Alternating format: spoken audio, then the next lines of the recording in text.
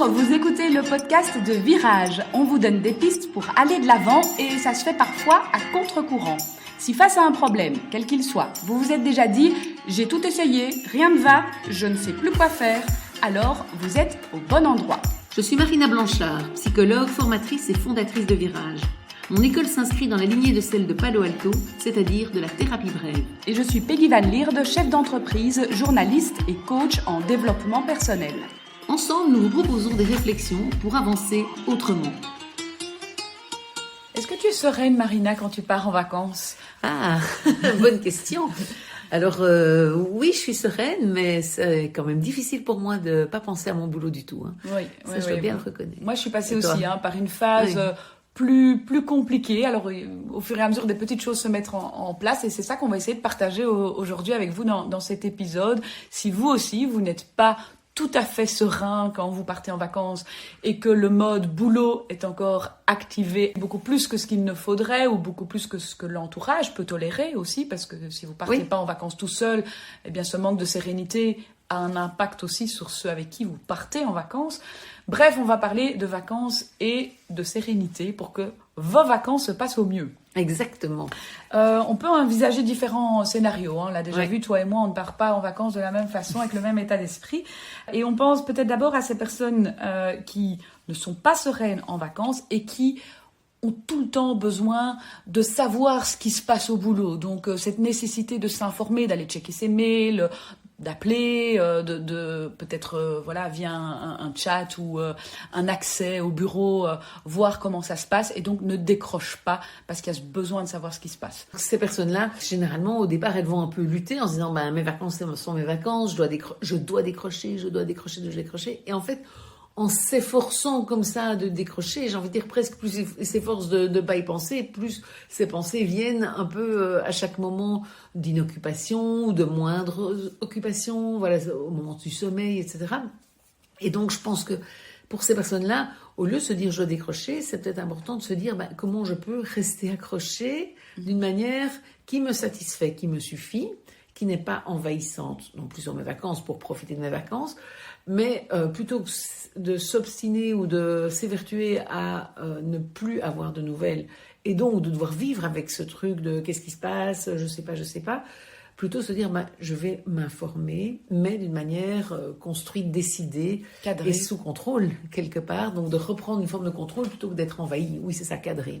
Oui, parce que le problème, c'est qu'évidemment, on le sait tous, maintenant les mails sont au bout du téléphone, donc ils sont terriblement faciles d'accès. Mais si on cadre les choses, on s'interdit un petit peu d'y penser en permanence. C'est ça, en se mettant des rendez-vous, par exemple, avec sa boîte mail, et se dire, alors après, le rendez-vous, il est très variable. Enfin, ça, c'est vraiment à vous de voir. Alors, ça peut être aussi un rendez-vous téléphonique aussi, avec une personne responsable, un bras droit ou quelque chose comme ça, ou un collègue, et se dire, soit ça peut être, je regarderai tous les jours mes mails à telle heure, comme ça, je vois ce qui se passe. Ça peut être tous les 2 jours, ça peut être une fois par semaine. Ça, c'est vraiment en fonction, évidemment, de chacun et de comment on est envahi. Mais je pense qu'il vaut mieux se dire ça et profiter bien du reste de la journée que d'être en permanence dans sa tête en train de te dire « Oh là là, pourvu qu'il ne se passe rien, j'espère que Gertrude a géré ça ou que Pierre, Paul ou Jacques a fait ça. » Je pense que mieux vaut alors rester connecté, mais d'une manière contrôlée, si on peut dire, définie dans le temps et qui convient avec notre mode de vacances. C'est sûr que si on part faire de la rando toute la journée, qu'on marche et qu'on est en pleine nature, c'est peut-être pas à midi qu'il faut le mettre, mais en fin de journée ou un moment qui convienne pour nous et de nouveau, comme tu le disais tout à fait, justement, à notre entourage aussi. Prévoir un moment aussi où on sera finalement serein pendant ce rendez-vous aussi et disponible, alors à la limite pour le boulot, pour être après disponible pour ses vacances. Les autres. Voilà, et pour ses vacances. Et pour soi-même, déjà aussi, c'est important. Je trouve intéressant aussi de se dire que ça peut être sur le lieu de nos vacances, mais ça peut aussi être choisir un lieu un peu sortir de la maison qu'on loue, sortir de l'hôtel où on est et aller ailleurs pour se connecter au boulot, pour pas quelque part polluer, enfin si on peut le dire comme ça, nos vacances avec le boulot et se dire je pars une fois par semaine, ou 2 fois par semaine, ou 5 fois par semaine. Donc c'est choisir le moment, mais choisir le lieu éventuellement aussi. Oui, ça peut être intéressant. Après, certaines maisons se prêtent à s'isoler, et voilà, c'est pas indispensable, hein. Ce sont juste des conseils pour essayer de cadrer, en tout cas le plus possible, ces moments. Mais donc, ce qui est important à retenir, c'est de se dire, il faut pas à tout prix couper, parce que, alors évidemment que c'est mieux de couper, parce que ça fait des vacances. Mais sauf que pour certaines personnes, couper, c'est pas mieux du tout parce que ça met du stress. Et en fait, si ça met plus de stress, on perd le bénéfice de couper. Donc, il vaut mieux alors rester connecté partiellement. Alors, si je ne suis pas serein et que c'est plutôt parce que j'y pense tout le temps, donc ça cogite en permanence dans ma tête, ben là, peut-être d'abord commencer par se dire qu'il faut une petite acclimatation aux vacances aussi. Oui, exact. C'est souvent normal d'avoir pendant 1 jour, 2 jours, 3 jours, selon nos responsabilités, notre implication professionnelle, encore le boulot un peu en tête. On dit souvent que des vraies vacances, c'est au minimum 15 jours, voire 3 semaines, pour vraiment décrocher. Parce que justement, souvent les 2-3 premiers jours, on est encore un peu dans le boulot. Et à la fin, ça revient aussi un peu plus tôt que la reprise exacte. Ces moments-là, ils sont un peu normaux. Et je pense que c'est important de se dire aussi, de se donner ces 3 jours-là pour voir si le boulot reste encore présent après. Parce que peut-être que ce ne sera pas le cas. Donc peut-être que même avant de mettre en place des rendez-vous, comme on disait, d'abord laisser le temps aussi à notre cerveau, à notre corps, à notre cœur parfois, puisque on peut aimer son boulot vraiment, et de switcher de mode. Et donc vraiment ne peut-être pas se dire « Ah là là, je reste envahi » tant qu'on n'a pas passé, j'ai envie de dire, ce cap de 2-3 jours. Après ça, voir si ça reste, évidemment, à ce moment-là, il y a à mettre en place soit ces rendez-vous, soit le fait de noter aussi si on a des idées, par exemple, qui nous viennent, on pense au boulot, on se dit ça, il faudrait que je fasse au retour. Ça. Je pense que ça vaut la peine de se dire, voilà, dans mon téléphone, j'ai une to-do list ou un truc que je sais que je regarderai dès mon retour. Et donc pouvoir y glisser les choses qui nous viennent, les pensées.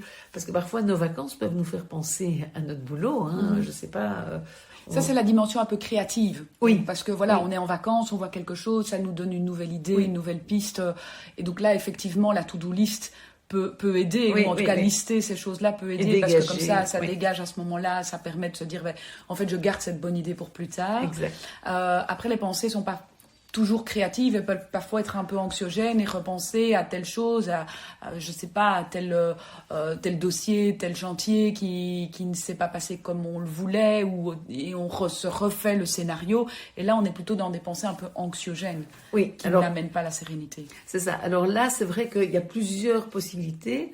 Donc, la première, alors ça dépend un peu, si on est un peu en train de se dire comment j'aurais dû faire autrement, etc., on tombe dans le processus un peu des questions sans réponse, dont on a déjà parlé dans un épisode précédent, et où c'est vrai que là, l'idéal, c'est de pas essayer de trouver des réponses, puisqu'il n'y en a pas. Donc c'est vrai que si je me dis, si j'avais géré autrement telle personne, ou tel chantier, pour reprendre ton exemple, il y aurait peut-être eu ça, et en fait on va faire des scénarios à l'infini, puisque effectivement on ne saura jamais ce qui se serait passé si j'avais fait autrement, et donc là on va devoir vraiment repérer ce genre de prise de tête, si je peux dire, et pour couper, et pour se dire je ne sais pas, je ne saurais pas, je ne le saurai jamais. Et puis si par contre on est dans des questions sur un chantier actuel ou sur un problème actuel, alors là de nouveau, je pense que soit il faut noter, si on a des pistes plutôt de résolution, je pense que ça vaut la peine de les noter, et puis même voir éventuellement, alors revenir à l'idée de se connecter à l'équipe et de donner une directive différente en disant, voilà, j'ai pensé qu'on pourrait peut-être faire ça ou tester telle manière de faire, etc. Et se connecter alors au boulot. Je pense qu'il vaut mieux, à un moment donné, si c'est tellement là, se connecter, faire ce qu'on a à faire pour pouvoir s'en dégager, que d'essayer de s'efforcer. Moi, je suis rarement pour s'efforcer à quelque chose, parce que quand on parle de s'efforcer, c'est une espèce de lutte interne où souvent, en tout cas quand les gens m'en parlent, c'est qu'ils échouent dans cette lutte. Évidemment, si vous vous efforcez d'oublier que ça marche, faites-le, c'est très bien. Mais si vous vous efforcez de ne pas penser au boulot et que ça ne marche pas, alors laissez le boulot reprendre une certaine place pour soulager cette pression quelque part. Et de se rendre compte qu'en fait, quand on a cette attitude-là pour l'entourage qui est avec nous en vacances, en fait, on est là, mais on n'est pas là. Oui, exact. Oui. En plus, c'est ça, on veut être serein, et de nouveau, en fait, on l'est pas du tout, et finalement, le fait de ne pas penser au boulot nous rend encore moins serein que ce qu'on voudrait. Et donc, mieux vaut alors gérer le problème, gérer la situation qui doit être gérée, pour retrouver, tant soit peu, de sérénité. Et donc, du coup, si on fait référence à l'entourage, aussi l'inclure dans ce processus en disant, ben voilà, tel jour, telle heure, à tel endroit, je le consacrerai au boulot. Comme ça, on s'est fixé ce rendez-vous, ça amène un peu de sérénité et de compréhension. Oui, tout à fait. Oui, ça, je pense que c'est très important, ce que tu soulignes, c'est que ce soit verbalisé par rapport à l'entourage présent avec nous en vacances.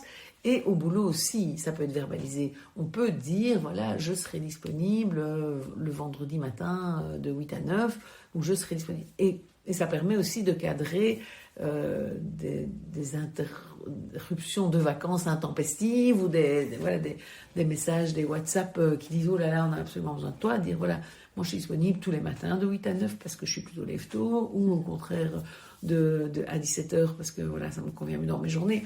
Mais donc cadrer ça, et c'est vrai que c'est important de le verbaliser et à notre entourage vacancier et à notre entourage professionnel. Donc, que retenir aujourd'hui de cet épisode ? Dans un premier temps, se laisser le temps de l'acclimatation des vacances, 2-3 jours, pour vraiment voir si, en fait, la sérénité s'installe naturellement. Et puis, si elle ne s'installe pas, qu'on reste obnubilé par le travail, mieux vaut choisir un moment, un lieu qui nous paraît opportun pour penser au travail et prévenir l'entourage que ce moment-là va être dédié au travail et que du coup, le reste du temps, on n'est plus disponible. Si ce sont des questions qui nous taraudent, prendre le temps soit de les évacuer parce qu'en fait, elles n'ont pas de réponse, ou alors, si on est plus dans de la créativité ou dans des idées pour le futur, les noter, comme ça elles sont sur papier, on ne les oubliera pas, mais par contre, on peut penser aux vacances. On espère que cet épisode vous aura inspiré pour passer un été serein. Et d'excellentes vacances. Donc, en écoutant, si vous le souhaitez, les épisodes de cette année, parce que nous allons faire une petite pause, Peggy. Voilà, notre break estival. On va se retrouver le 21 août. Super. Et d'ici là, effectivement, comme tu le dis, il y a plein d'épisodes à réécouter. On vous souhaite en tout cas un très très bel été. Plein de soleil et plein de détente. Bonnes vacances, Marina. Bonnes vacances, Peggy.